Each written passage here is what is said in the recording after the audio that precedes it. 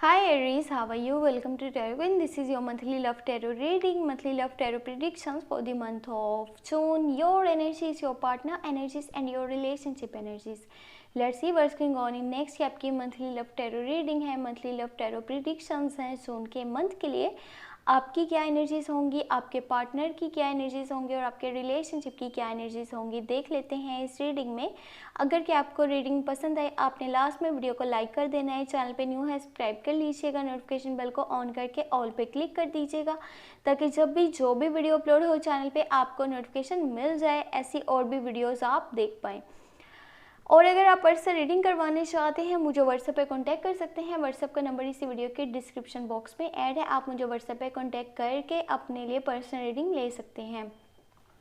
चलिए जी, देख लेते हैं जून का मंथ आपके रिलेशनशिप के लिए कैसा रहेगा. अगर कि नो कांटेक्ट है, नो कम्युनिकेशन है, कोई नाराज़गी है आप दोनों में, तो वो ख़त्म होगी. रीयूनियन होगा, रिकन्सिलेशन पॉसिबल है या फिर नहीं.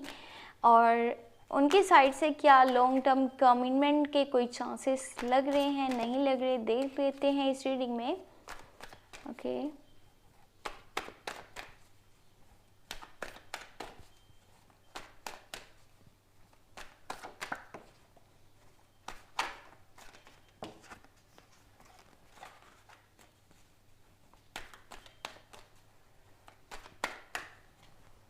ओके जी. Your side knight of cups, ace of pentacle और आपके पास है king of swords. Your partner side the hangman, two of pentacle,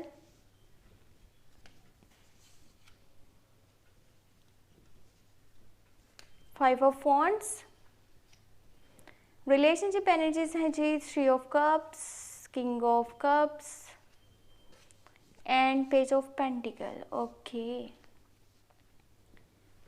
देखिए इस रीडिंग में मैं आपको काफ़ी सारी ऐसी चीज़ें भी बताने वाली हूँ जो शायद अभी तक आपको आपके रिलेशनशिप के कुछ रियलिटीज़ का नहीं पता. जो अब आपको पता चलेंगी तो आपको अच्छे से समझ आएगा कि अगर किसी पॉइंट पर आपकी नाराज़गी थी या फिर किसी बात को लेकर के लड़ाई झगड़ा ऐसा कुछ था, तो वो क्यों था.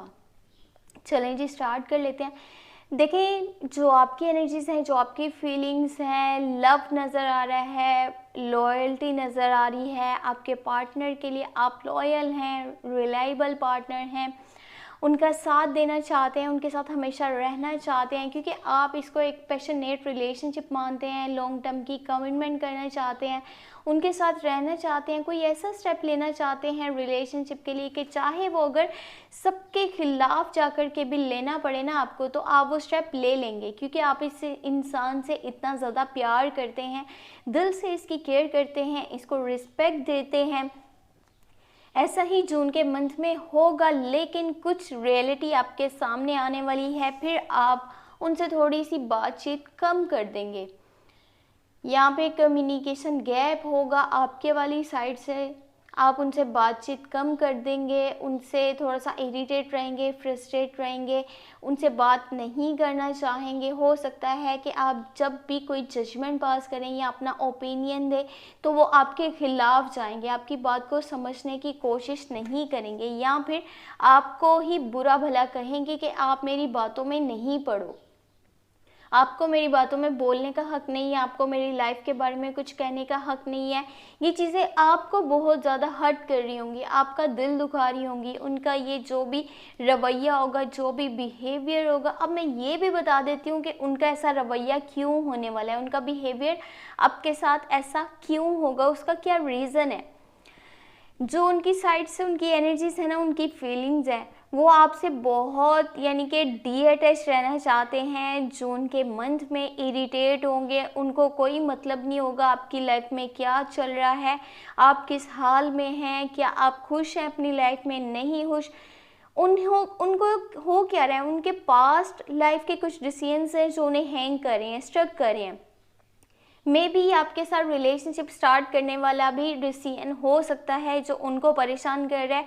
वो अब सोच रहे हैं कि क्या उन्हें वाकई में आपके साथ रिलेशनशिप में आना चाहिए था या फिर नहीं, क्योंकि उन्हें बिल्कुल भी अच्छा नहीं लग रहा। अब इसका रीज़न है क्या? इसका रीज़न ये है, उनके पास एक और यानी कि चॉइस भी है। हाँ जी, बिल्कुल, उनकी लाइफ में आपके अलावा भी कोई इंसान है जो कि फाइनेंशियली बहुत ज़्यादा स्ट्रॉन्ग है, जिसकी लाइफ में पैसे की कमी नहीं है। वो ऐसा इंसान है आपके पार्टनर की लाइफ में, और उनके माइंड में ये चीज़ें भी चल रही हैं कि अगर वो शख्स इनकी लाइफ में आता है तो ये तो जो है फाइनेंशियली बहुत स्टेबल हो जाएंगे, इनकी लाइफ में कोई भी मनी रिलेटेड इशू नहीं रहेगा, ये काफ़ी खुश अपनी लाइफ को गुजारेंगे, स्पेंड करेंगे।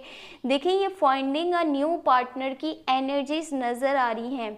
वो अपने लिए कोई नया इंसान जो है उसको चूज़ करना चाहते हैं, उसको अपनी लाइफ में जगह देना चाहते हैं। इस रिलेशनशिप को वो ना तो बैलेंस करना चाहते हैं, ना ही वो बैलेंस करेंगे। वो चीज़ों से बहुत ज़्यादा फ्रस्ट्रेट हैं। हर छोटी छोटी बात को लेकर के वो आपसे लड़ाई करेंगे, झगड़ा करेंगे, फाइटिंग यहाँ पे होती हुई नज़र आ रही है। कॉन्फ्लिक्ट्स बहुत ज़्यादा हैं, मिसअंडरस्टैंडिंग्स बहुत ज़्यादा हैं। आपको अपनी आंखें अब खोलनी होंगी। आपने अगर उनके ऊपर आंखें बंद करके यकीन कर रखा था ना, तो अब बस आपको सच्चाई पता चल जाएगी कि रियलिटी आखिर है क्या। हो सकता है कि उस पॉइंट पे तो आपको बिल्कुल भी अच्छा ना लगे, आप इमोशनली काफ़ी हर्ट हो, लेकिन अच्छा आपके लिए ये है कि आपको अब रियलिटी का पता चल जाए।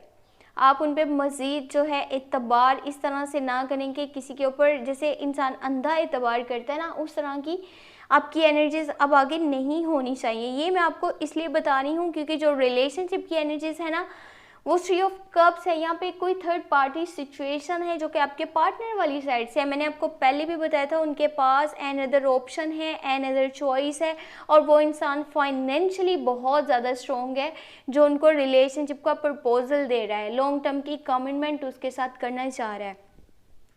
क्योंकि ये जो शख्स है ये आपके पार्टनर के लिए इतना ज़्यादा अहम है कि जब वो होता है तो आपके पार्टनर का मूड बहुत अच्छा होता है, वो बहुत खुश रहते हैं अपने आप में, यानी कि उनको आसपास के माहौल में बहुत पॉजिटिविटी नज़र आती है। लेकिन जैसे वो शख्स थोड़ा सा दूर होता है, आपके पार्टनर बिला वजह जो है वो लड़ाई करते हैं, झगड़ा करते हैं, वो गुस्सा आप पर निकाल रहे होते हैं क्योंकि आप उनके लिए उतने अहमियत नहीं रखते।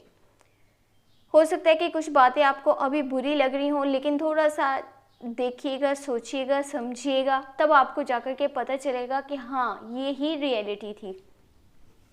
बाकी अगर आप उनको अपनी ही लाइफ के बारे में यानी कि अपने दिल की बात बताना चाह रहे हैं, उनको ये बताना चाह रहे हैं कि आपकी क्या फीलिंग्स हैं, आप तो उन्हें बहुत लाइक करते हैं, बहुत पसंद करते हैं, उन्हें चाहते हैं, उनसे बहुत प्यार करते हैं, उन्हें कभी अकेला नहीं छोड़ना चाहते, आप उनके साथ लॉयल हैं, लॉयल्टी यहाँ पे नज़र आ रही है, लॉन्ग टर्म की कमिटमेंट आप करना चाहते हैं, तो देखिए थोड़ा सा सोच लीजिए, समझ लीजिए, पहले उनकी फीलिंग्स भी जान लीजिए।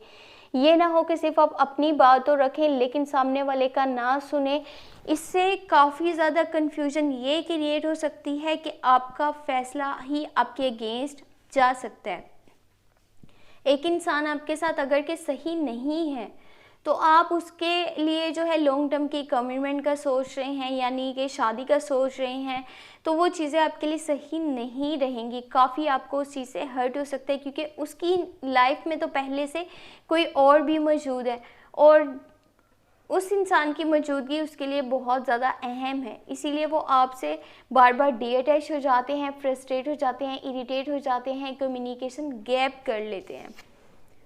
कोशिश करें जस्ट वो कीजिएगा जो आपको अच्छा लगता है, जो आप दिल से करना चाहते हैं। आपके करियर वाली साइड पे आपको अपने करियर पे ज़्यादा फोकस करना होगा बजाय इस रिलेशनशिप के।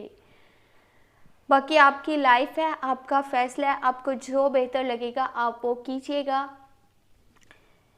आपको अगर ये रीडिंग पसंद आई है, आपने लास्ट में चैनल को सब्सक्राइब कर लेना है अगर के चैनल पे न्यू है तो।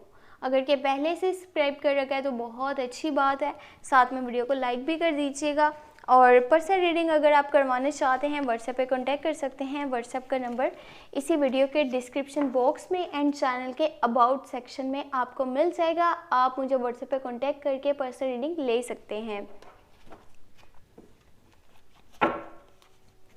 ओके जी, अपना बहुत सारा ख्याल रखिएगा। Thank you so much, take care, bye bye.